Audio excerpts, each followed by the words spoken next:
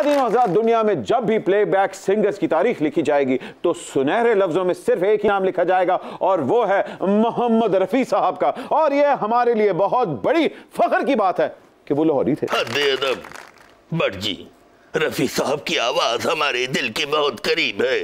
जोधाबाई के सामने हम अपने जज्बात का इजहार रफी साहब के गीत गाकर ही किया करते हैं। वो बैठ जाए, लग रहा है पूरा लाल किला नाच उठा है। आपको तो गाना चाहिए था अभी ना जाओ छोड़कर कि टिड्डर पर या नहीं। रफी साहब की बरसी है, उन्हें खैराज अकीदत पेश करने के लिए एहतमाम किया जाए। खातिरों हजरात, आज मोहम्मद रफी स्पेशल के लिए ट्रिब्यूट पेश करने आ रहे हैं वो जिनको वाकई ही किसी तारुफ के मोहताज नहीं हैं। उनके साथ एक ऐसे गुलकार जिनको आप सुन के कहेंगे आय हाय हाय हाय हाय, और एक ऐसी गुलकारा जो पढ़ी लिखी भी है, खूबसूरत भी हैं और जैसे दिलदार परवेज पट्टी साहब कहते थे, ऑडियो भी ते वीडियो भी दोवें चंगियां ने। आ रहे हैं एम अरशद और सारा ताहिर।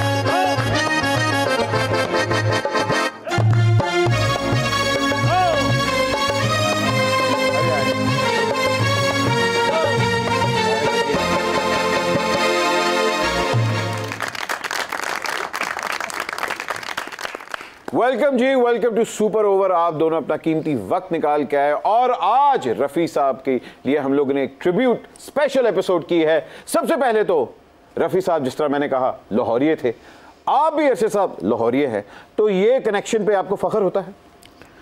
जी बिल्कुल भट्ट साहब, होता है। और इसलिए भी होता है कि वो पाल गोश्त चौल वो भी खाते थे, मैं भी खाता हूँ। दाल गोश्त चौल वो भी खाते थे, मैं भी खाता हूँ। तो लाहौरिये अगर ये काम नहीं करें तो फिर क्या करेंगे?